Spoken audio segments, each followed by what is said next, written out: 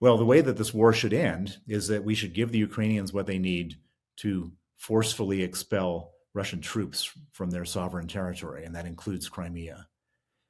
If that, and then after that, once Russia is defeated in Ukraine, we should provide NATO membership to Ukraine, and we should provide them with enough financial resources to rebuild.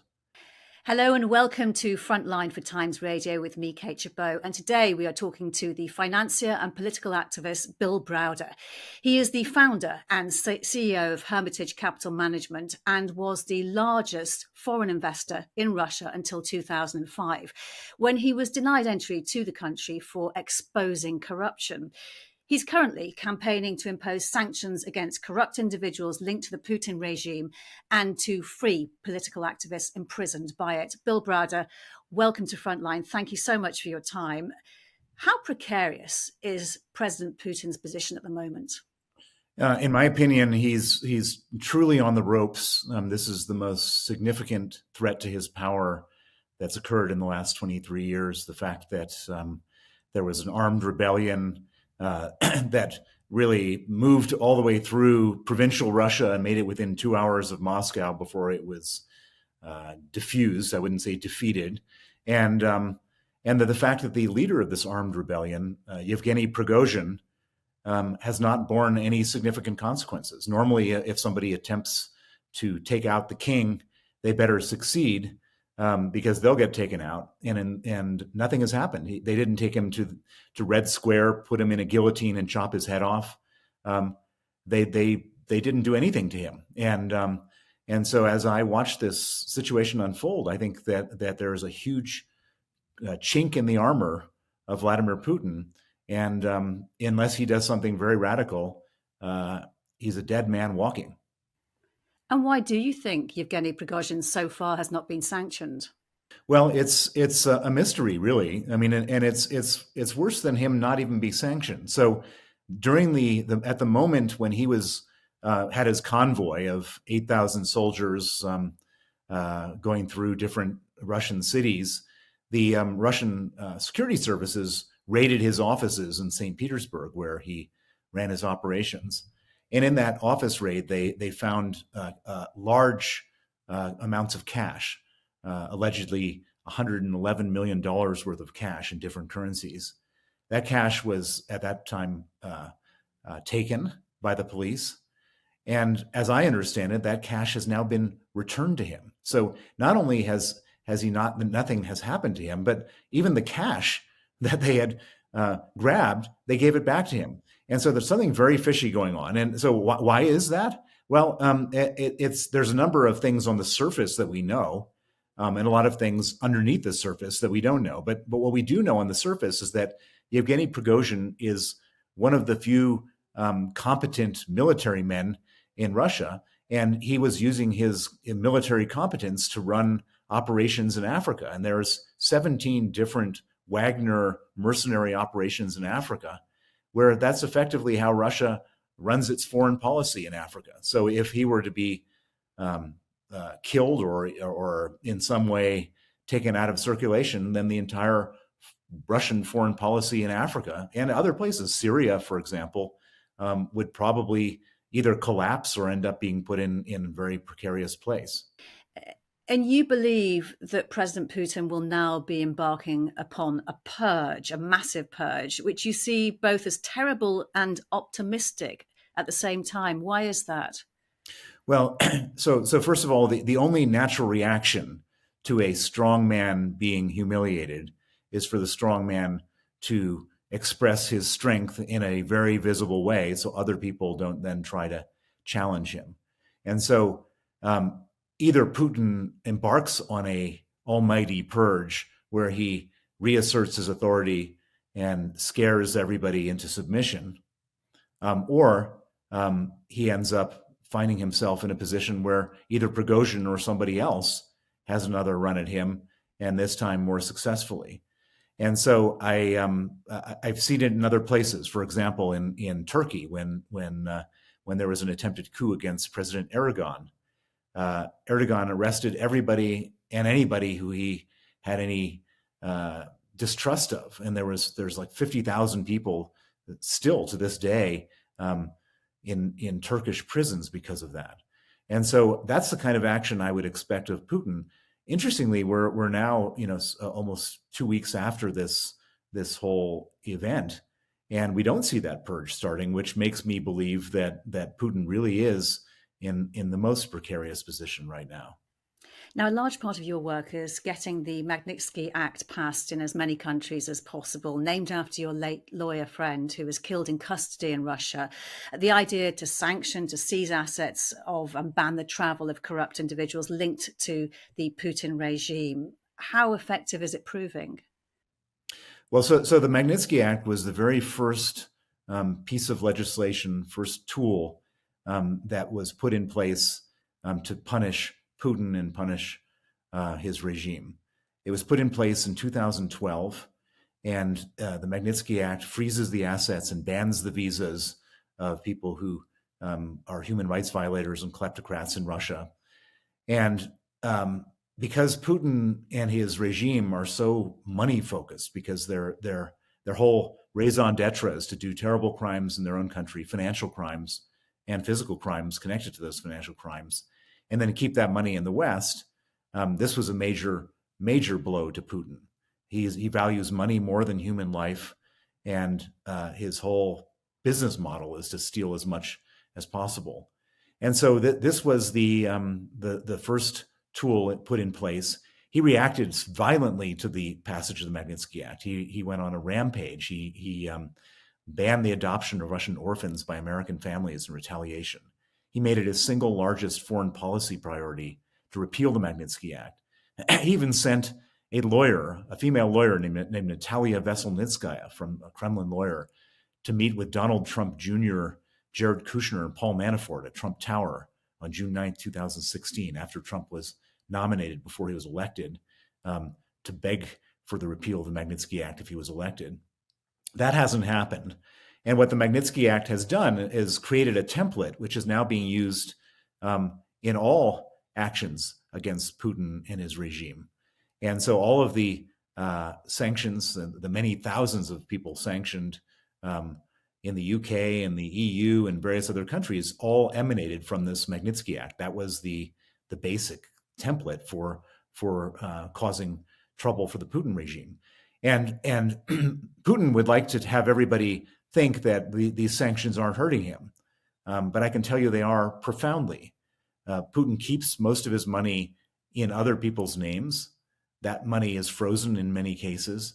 And Putin's degrees of freedom, his financial freedom, have been strongly curtailed because of the sanctions that emanated from the Magnitsky Act. And so I would argue that this is not the only thing that needs to be done in order to stop Putin from his murderous war in Ukraine, but it's a very important part of the whole package of actions that the West takes to try to basically curtail him.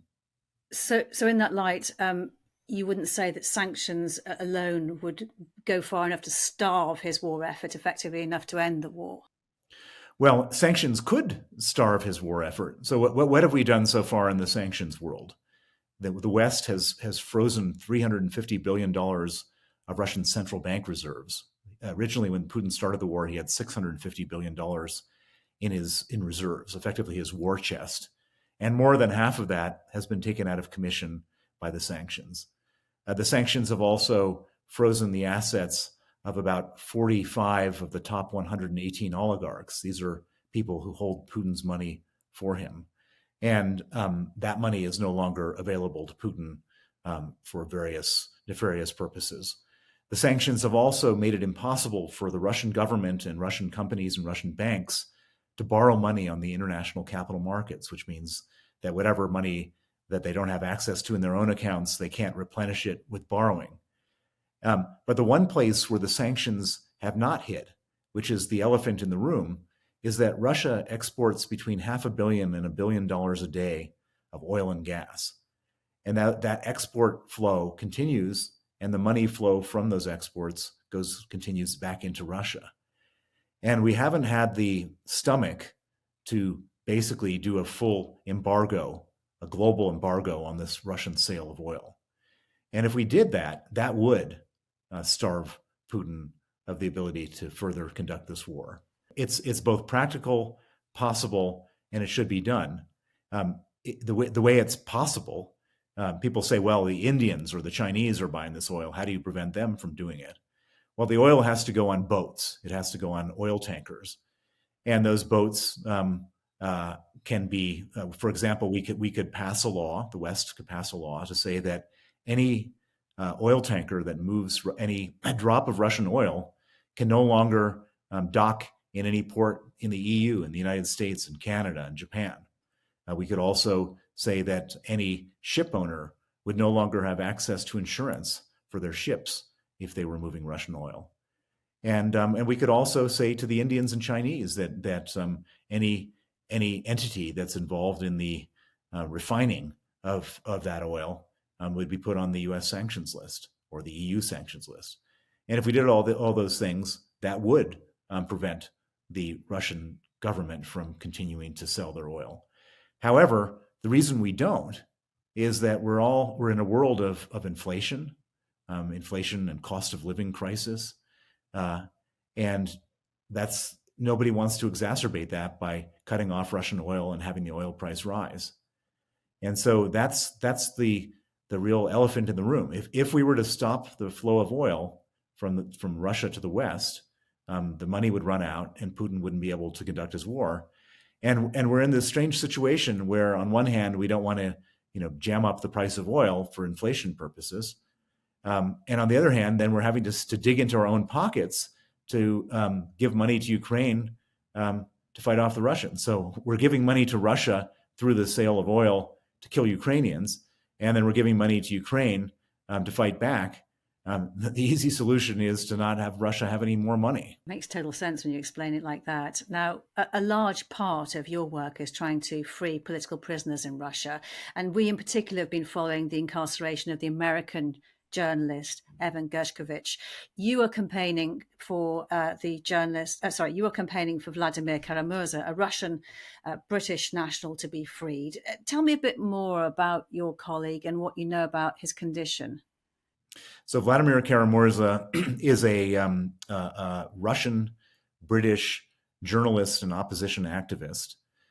He was born in Russia.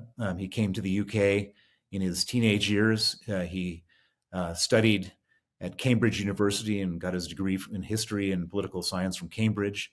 He went back to Russia as a journalist, and then eventually what he saw under the Putin regime was this unbelievable criminality, and he became a political opposition activist. As part of his opposition work, he joined me in the campaign to get Magnitsky Acts passed across the world. And he explained to many parliaments and governments how important it was that the West didn't enable Putin and didn't allow him to commit these terrible crimes in Russia and keep their money safely in our banks in the West. And his testimony was extremely powerful, very valuable, and was responsible for the Magnitsky Act being passed in the United States and 34 additional countries after that. Vladimir Putin hates the Magnitsky Act because it targets everything he cares about, which is money. And in retaliation, Vladimir Putin tried to have Vladimir killed. He was poisoned in the summer of 2015 with an unknown nerve agent, which caused him to go into a coma, multiple organ failure, and the doctors gave him a 5% chance of survival. He miraculously survived. He then returned to Russia. He went through a year of rehabilitation, but then he returned to Russia to continue his campaign against the Putin regime. And he was poisoned with the same poison in 2017. Thankfully, the same doctors that treated him in 2015 were able to save his life a second time. And then when the war started, when Putin invaded Ukraine in February of 2022, about a month later, he went back to Russia against the advice of me and all of his friends to protest the war. He went on to MSNBC and CNN, openly calling the war a war, which is illegal in Russia. People who do that get sentenced to 8 years in prison. He then went further and called Putin a war criminal and a mass murderer. And he was subsequently arrested the same day as the CNN interview. And they then charged him with a number of crimes, including high treason. And he was found guilty and sentenced to 25 years in prison. Interestingly, one of the judges, there was a panel of 3 judges, one of the judges who found him guilty and sentenced him to 25 years in prison was a judge who he campaigned to be put on the Magnitsky list for being involved in the murder of Sergei Magnitsky, my lawyer.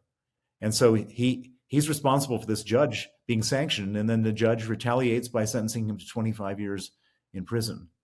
He still suffers from the horrible after effects of this poison that he was subjected to back in 2015 and 2017. And so now in prison, he's lost about 25 kilos. He looks like he's skeletal. He's lost the sensation in both of his feet. He has peripheral nerve damage from the poison. It's called polyneuropathy.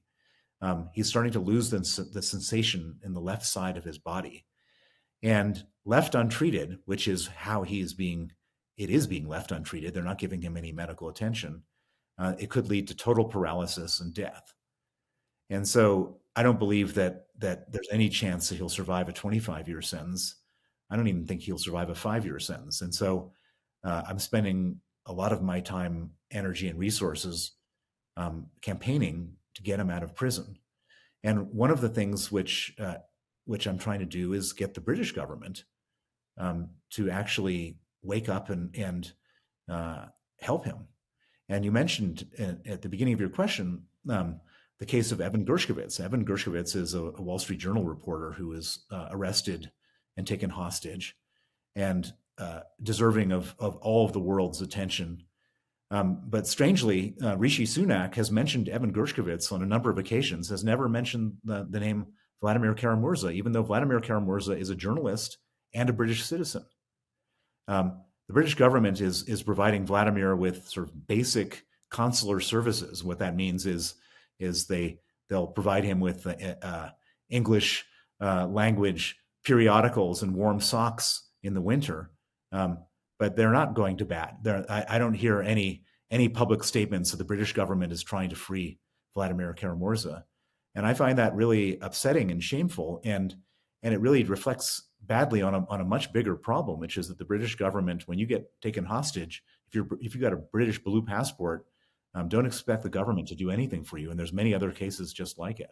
We've actually asked the Foreign, Commonwealth and Development Office for response to the points that you're making. And so far, the comments they've made about this is that they've condemned that his incarceration and the sentencing. And they say they've already sanctioned the judge and will consider further measures. So I'm guessing it's one we're going to have to watch for further developments on this.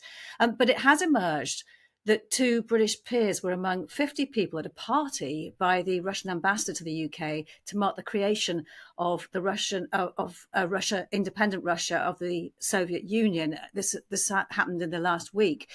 How confused do you think the UK's, and by extension the West's, relationship has been up until now with Russia?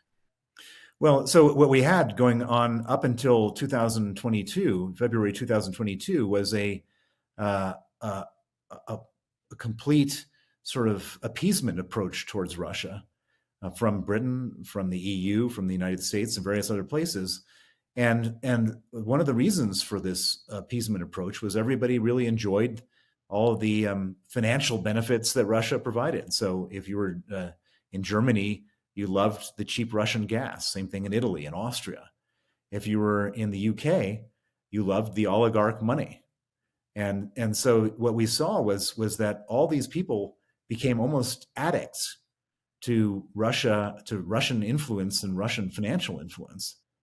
And this was really very upsetting for me. I spent 10 years trying to get the West to basically stop this appeasement and start to contain Putin and to call him what he is, which is a criminal. And nobody wanted to go anywhere near that because everybody enjoyed the money. And there was a lot of people in the House of Lords who were on the Russian payroll. This stuff was on and on and on in the UK on a regular basis. And everybody sort of stopped. And now we discover that there are 2 members of the House of Lords going to the Russian embassy to celebrate Independence Day for Russia from the Soviet Union, while Putin is bombing civilians in Ukraine. It's shocking. If we're to look a little further at the confused standards, can I ask the same question about China? Because we see the US Treasury Secretary in Beijing this week. This is days after China hosted 2 Russian warships, which had sailed past Taiwan and Japan and are due to take part in a joint drill with the Chinese. What do you think of those circumstances? Well, I mean, we're falling into the same exact trap we did with Russia. So everybody said, yes, Russia, Putin's bad, but we need to do business with him. Then look what we've done. We've provided, we sort of enabled him, and we gave him the sort of green light that he could go into Ukraine and nothing would happen. And now we're doing the same thing with China. China is a hostile dictatorship. They just took over Hong Kong. They violated and abrogated all sorts of terms of the treaty that was signed. They're now eyeing up Taiwan. They're imprisoning Uyghurs in concentration camps.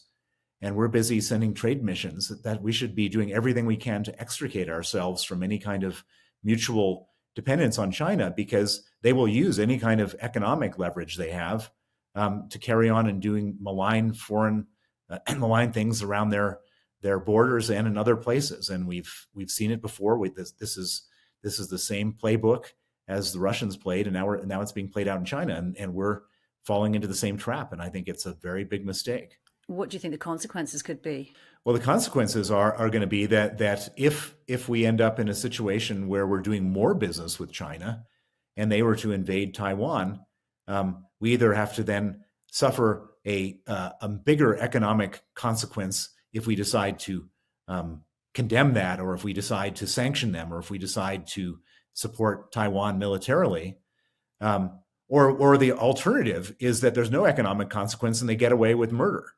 And either of them are 2 things that we don't want to have happen. And so the ideal situation is to, instead of expanding our economic interactions with China, we should be cutting them down, cutting them off. And so that by the time, even if there's a short-term cost, so we don't end up having a major long-term cost like we're seeing with the war in Ukraine.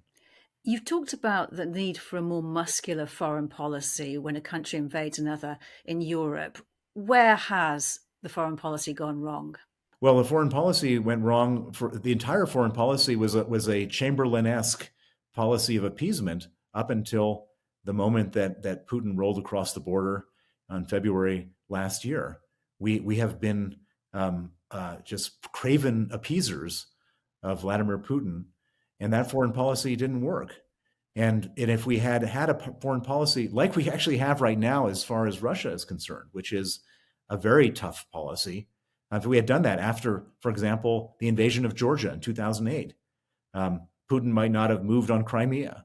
Or if we had a very tough policy after he moved on Crimea, he might not have had the confidence to do a full-scale invasion of Ukraine last year. Everything is all about rewards and risks. Every dictator looks at what's available to them, what kind of actions they can take that would be helpful to them. And in Putin's case, it was helpful to him to invade Ukraine because his power was waning after 23 years as president. And he thought that a good foreign invasion would elevate his approval ratings. So that was the upside for him. And he thought there's no downside. Every time I've done something bad, these guys all just carry on doing business with me. They all very narrowly just want the money to continue to flow. And so he was under the impression that he was going to go into Ukraine. We were going to issue a few statements and carry on doing business with him. And if he had seen that there was a risk that was so great that the reward wouldn't be justified, he might not have done it. And that's what a muscular foreign policy means, which is creating enough sense of consequence and creating consequences when necessary, so that both the people you're dealing with and others who are looking on don't have the impression that you're a pushover. And that's why we need to be much more aggressive about China and perhaps even more aggressive about Russia in terms of oil, not allowing them to sell their oil, providing more lethal weapons to Ukraine. Where are the F-16s? What about these long-range missiles that they're asking for, etc. Of course, members of NATO are meeting in Vilnius next week. And it's not that long ago that the French president actually described NATO as brain dead. What do you think NATO needs to do going forward? Well, it's pretty obvious that Russia invades countries that are not NATO members and doesn't invade countries that are NATO members. So there's going to be a moment in time when Ukraine will have hopefully pushed back Russia out of their borders. And one of two things will happen after that. Either Russia will then rearm and have another go, or Ukraine joins NATO and Russia doesn't do it anymore. It's as simple as that.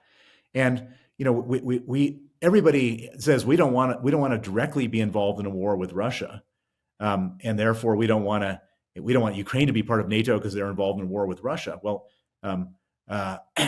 Russia doesn't want to be involved in a war with NATO, and so it's very simple that if Ukraine was part of NATO, this wouldn't have happened in the first place. If Ukraine becomes part of NATO at a moment when the whole thing calms down, there won't be any more trouble with Russia invading Ukraine.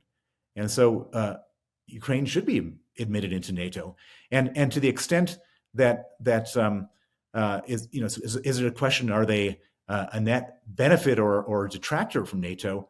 They become the most fierce fighting force in Europe now, probably more fierce than we are.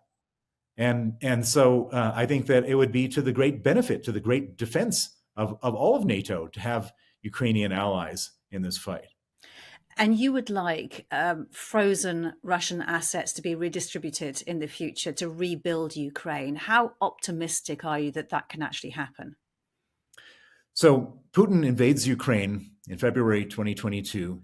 He causes $1 trillion of damage as a part of his invasion, and the number keeps on rising. At the beginning of the invasion, we have frozen $350 billion of central bank reserves.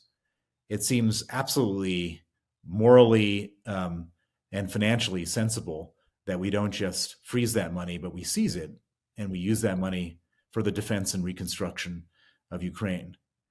The Russians are arguing, you can't do that.